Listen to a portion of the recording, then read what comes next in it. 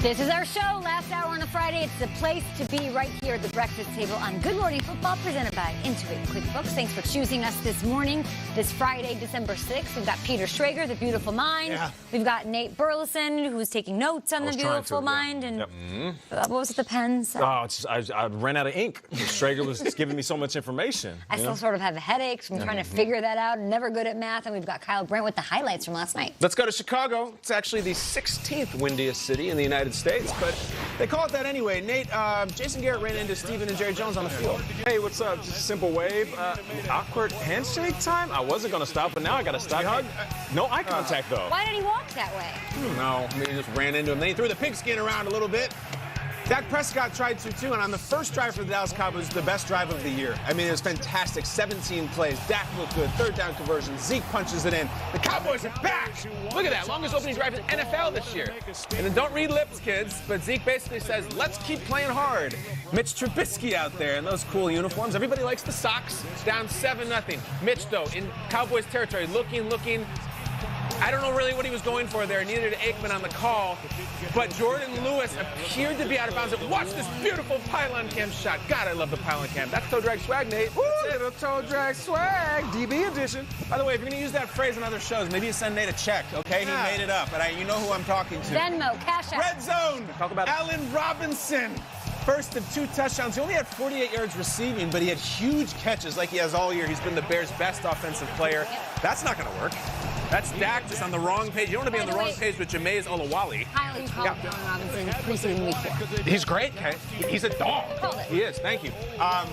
Dak Prescott trying to call Olawale's number, trying to get anything going on the sideline. They just weren't there. They were flat. So you go to Brett Maher, who's been the coldest kicker in the league, and he just pushes it. Hey, guys, it was this kind of year, season. They were working out kickers Sunday, and they ended up sticking with Brett. And why? I don't know. They're sticking with a lot of people there, aren't they? They are. Dallas Cowboys having troubles trying to get things going, and the Bears started clicking because a lot of this just drawn off sides. Trubisky not necessarily known as this Aaron Rodgers hard counter, but he gets them to jump.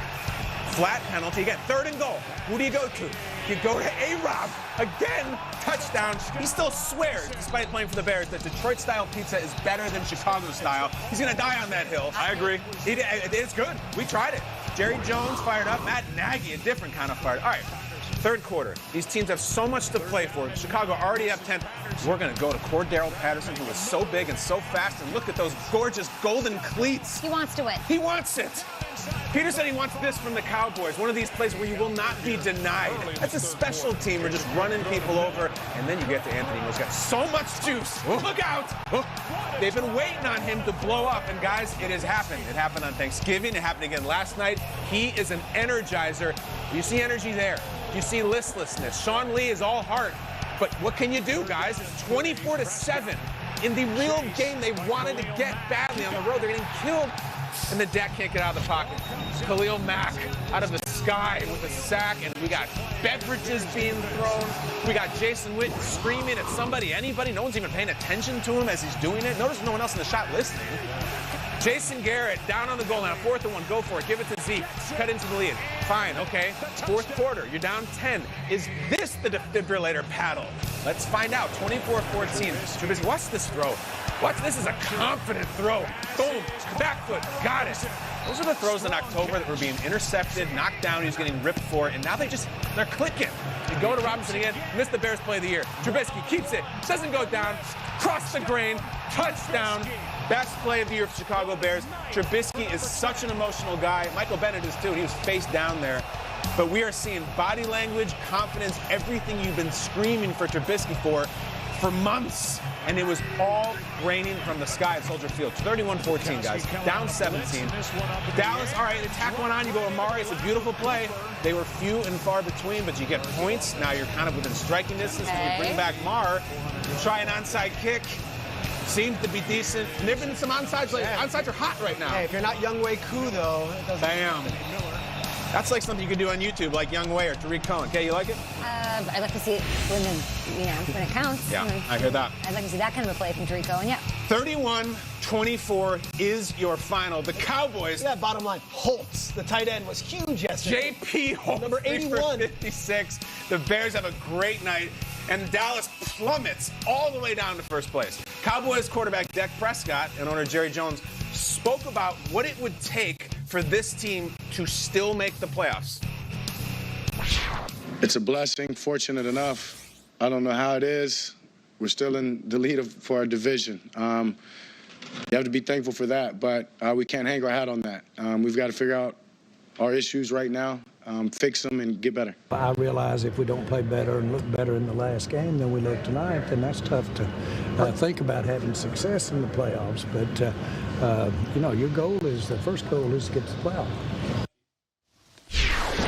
And here comes the rap sheet on a Friday to give us the latest update on the Jason Garrett, Jerry Jones saga. What is Garrett's status with the Cowboys going forward?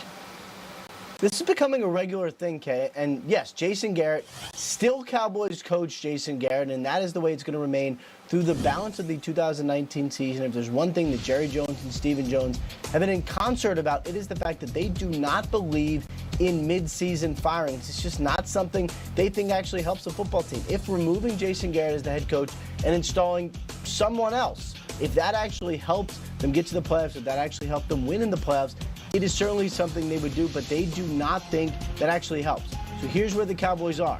They have their coaching staff, it's not changing. They have their players, absent the kicker. The rest of the players are not changing. Obviously, a kicker move could be made today. So if the Cowboys are going to get to the playoffs and if they are going to advance, they just have to play better with the people they have, and that is the mission, that is the challenge for Dallas over the next 3 games. The number 1 total offense going into last night on the road in Chicago could not get it done against a team that did not have Prince Umukamara. Akeem Hicks is not yet there. Roquan Smith leaves the game. So before you go, what's going on with Roquan? Any updates? Because the Bears, they're alive. They are alive, but for Roquan Smith, really nothing good came out of last night. It was an ominous sign when Bears coach Matt Nagy told reporters last night about Roquan's injury. This does not look good. Usually when you have a head coach say that, it means he knows it is not good. And from what I understand, the Bears do in fact fear that Roquan Smith tore his pec. He's going to have an MRI today. If the MRI confirms, then Roquan Smith would be out for the season. And, he had a tough start to the year for the Bears, but down the stretch, as they've won some games, as they've kind of caught fire a little bit, he is playing as well as any linebacker in the NFL. This would be a significant loss for Chicago. Bears fans expecting Akeem Hicks back next week, a huge divisional game at Green Bay. Right. Thank you so much, Rap Sheet, for the news and the updates all around there. As we take a peek at this NFC playoff picture, it's true the Bears very much alive, a game and a half back of these Vikings for the final wild card spot. The Cowboys, they might become the first team since the 2014 Panthers to win a division with a losing record. That was Ron Rivera's. I remember it well. One of the 3. They were 7-8-1. Beat Ryan Lindley in a playoff game, if I'm not mistaken. Yeah. Cowboys. Losers, 4 of the last 5. Bears, winners, 4 of the last 5. Both teams still with a chance to get into the playoffs. What needs to happen for you to believe both or either of these teams can do their thing? I know Ian made it sound very simple. They got to play better with the players that they have. And that's easier said than done for the Cowboys. What they have to do is figure out a way to design an offense that can highlight the skill set of their best players. Dak Prescott. He's not throwing the ball extremely well. He did earlier in the season. Right now, he doesn't have a groove. Ezekiel Elliott. How do you get him going in a way that can control the narrative of the game? I don't care if we end up... What do you mean, how do you get him? How about getting yourself going? Well, Traeger, he had 2 touchdowns. The point I'm trying to make is you can end up with 2 touchdowns close to 100 yards. Actually, had over 100 yards total. So it's like, is that a good game? Or do you get him going early enough to where the ground game controls the tempo? He doesn't control. Zeke Elliott's stats never dictate the flow of the game. They need to design a game plan where his style of play dictates the game. That's what the Baltimore Ravens do better than anybody. They will control the clock, and when they run the ball, it has a significant impact on the outcome. Get back to your bread and butter. Get back to your bread and butter. So far down the road, though, isn't there something institutional here, bigger than, we know we want them to run, and they try, but, doesn't it seem like they're rotting from the inside, and it's more than the running game? Yeah. Look, I look at it. Jason Garrett's going to be done at the end of the season. The writing's on the wall. There's no way to save that thing. But, okay, so you hire another coach. Do you have any confidence that Dak Prescott's a great quarterback right now? Do you have any confidence that this team is going to be self-motivated? Do you have any confidence that Ezekiel Elliott was worth that money? You're saying this is more than Garrett. This is more than Garrett. At some point, it becomes institutional, but it also becomes the players have to take some of the onus on this thing. All week, we listened to you say, and Nate, it wasn't wrong that, hey, Kellen Moore needs to be more creative. last night the Bears came out there and those players left it all on the line, and it looked like they were going to be as desperate to do anything they could to keep the season going for their coach and for their teammates. I didn't feel that desperation last week on Thanksgiving from the Cowboys, and I certainly didn't feel it last night after they fell behind against the Bears. Is Dak the guy moving forward? Like, there's legitimate questions because they're a 6-7 football team. I don't know any answers, and I certainly wouldn't put a wreath around anyone and say, you're my dude moving forward based on what I've seen the last few weeks. Because he should be the guy to get them going, you think?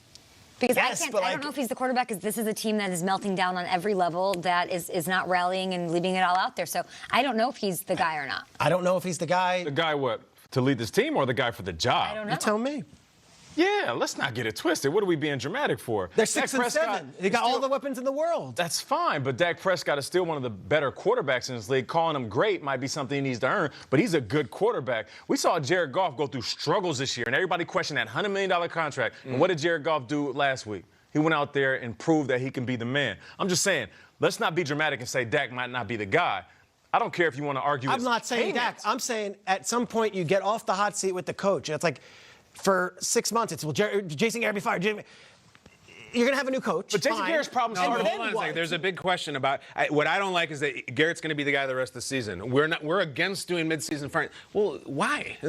Did you not see there was a guy named Freddie Kitchens who was a positional coach who got promoted and had the Browns rallying. Here's the thing: if there were still apologists for Jason Garrett after the Bills lost. There's still people saying, "Hold on." Aikman last night is saying, "I don't know how you come back from this." Even more than that, Michael Irvin, who was Mr. Cowboy after the game last night, was saying, you got to move on from Garrett. Why would you wait? Why? Because this is our guy and we're going to move on it nice and neat? Because they're in first place in the NFC East, They're Kyle. not doing squat, Nate. The team is terrible. They're terrible. All You got to change something. You're not changing the players. You're not cutting Dak. You're not cutting DeMarcus Lawrence. Why not take the paddles to this thing? If you're going to fire him anyway, why not do it now? And maybe we catch lightning in a bottle and we get inspired. I don't care who it is. Just give me somebody with some energy because this thing's dying on a vine. It's over. Bears were inspired. Are they making the playoffs, you guys? I don't know if I mean, they beat up on the Lions, the Giants, and a bad Cowboys team, which you guys are saying is a bad squad. They got to go to Green Bay and win to prove it to us, or what? Well, it's tough to be negative on the Bears. They've won 4 of their last 5 games, and this guy is playing as good a football in his career, but the schedule is very difficult, okay? And the Rams, the Vikings, and the Seahawks, those are 3 really good teams. They need a lot of things to happen. So take 4 last night for what it was and hope for the best, but I am feeling so good about the future of the Chicago Bears today, much better than I did maybe 2 weeks ago. I'm actually not jumping on it. They're good, and it's a good story, and they put it back together. Roquan. This idea, well, the Roquan thing is massive. Like, he's their leading tackler. He's huge. And this idea that, like, they need a Vikings collapse, and it's very easy to root for a Vikings collapse and very convenient. I don't think it's coming. I think it is a cheap punching bag of a story, the Kirk Cousins thing. I don't think this Vikings team is going to do what the Bears need them to do, and the Bears can't help it.